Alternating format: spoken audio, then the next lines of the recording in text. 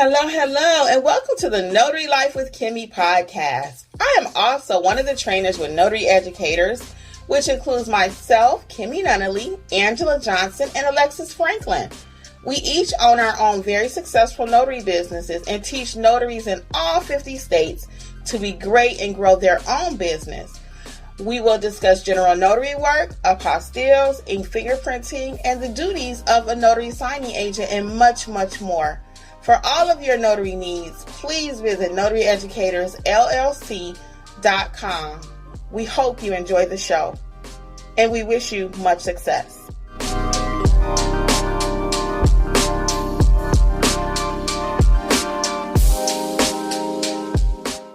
Hello, and welcome to Notary Life with Kimmi. Well, hey guys, today I am doing an apostille, and I thought I would come to you and share some tips with you that you must know when doing your apostilles, okay? So I have about 6 other videos on my channel that deals with apostilles, but today, again, I have some reminders that you must know, so I'm going to get right into it. The first one is you want to make sure that you have the correct amount to pay the government when you take it to your Secretary of State office. So, for example, in my state, it's $3 per document.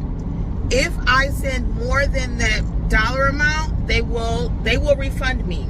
But there are other states, when you send in more than that's required, if your state charges $5 per document and you send in $10, they won't even process it because they don't issue refunds. So you want to make sure that you know how many documents your client needs to have notarized, or apostilled rather, apostille. So for example, my client has a 3-page document.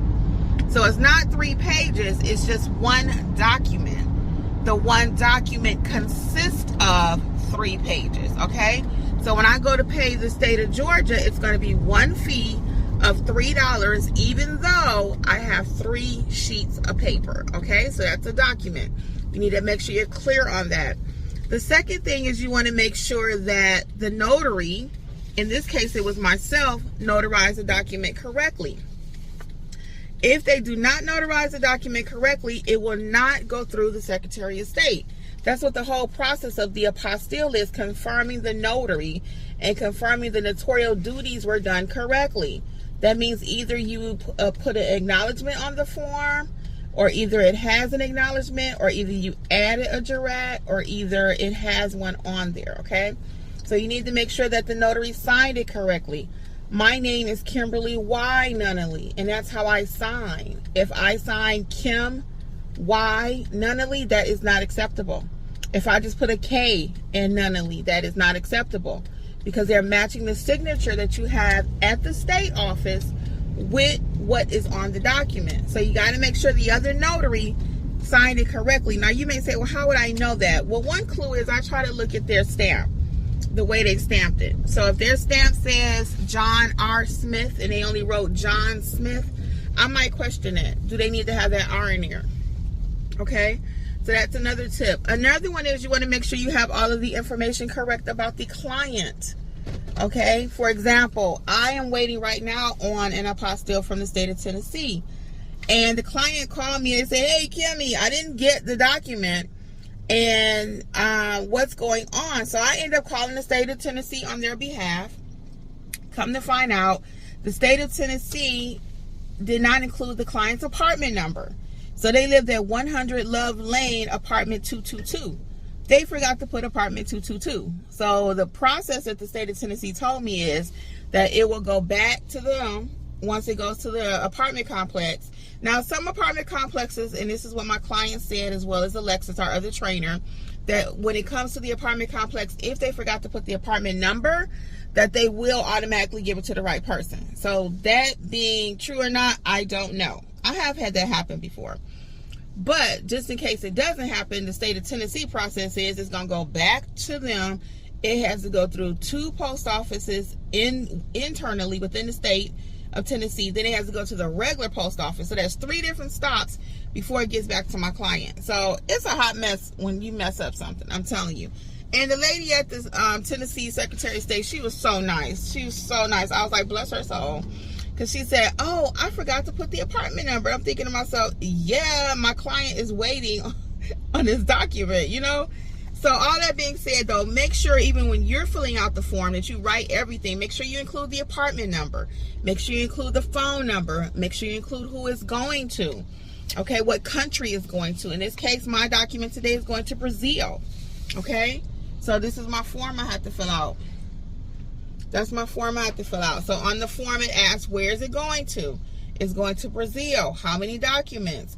What fee? So in my state, I can prepay. This is called a prepayment voucher. I can prepay the state fee.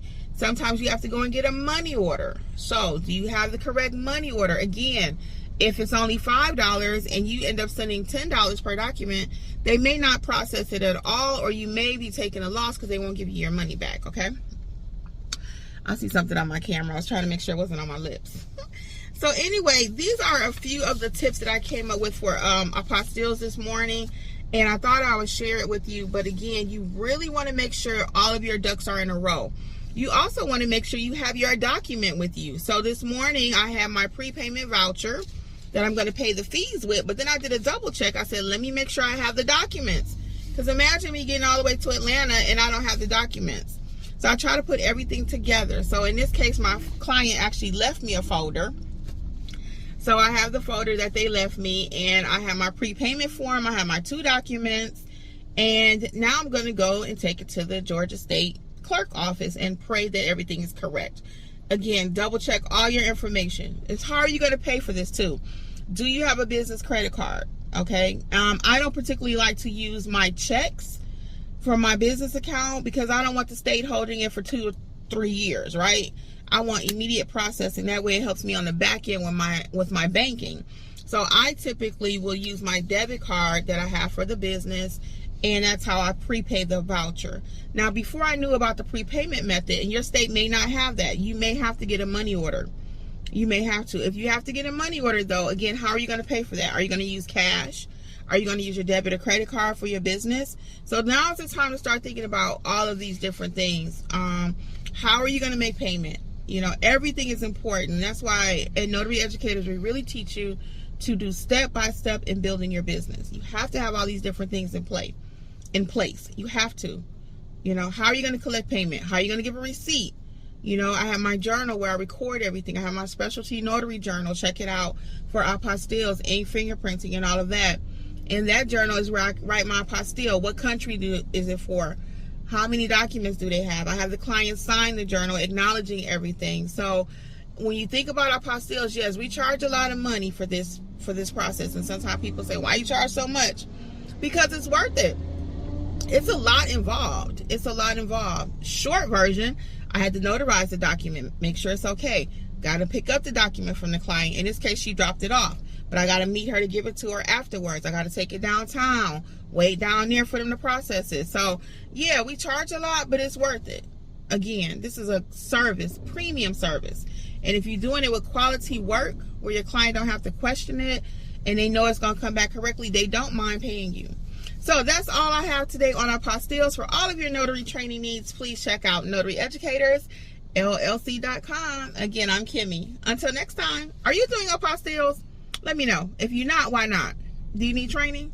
Check out NotaryEducatorsLLC.com. Okay, bye guys.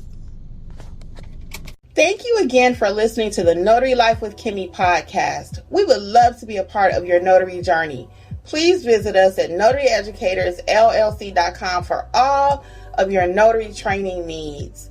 Also, please feel free to join the Notary Life with Kimmi YouTube channel, where Kimmi has over 400 videos that will help you to grow and build a successful notary business.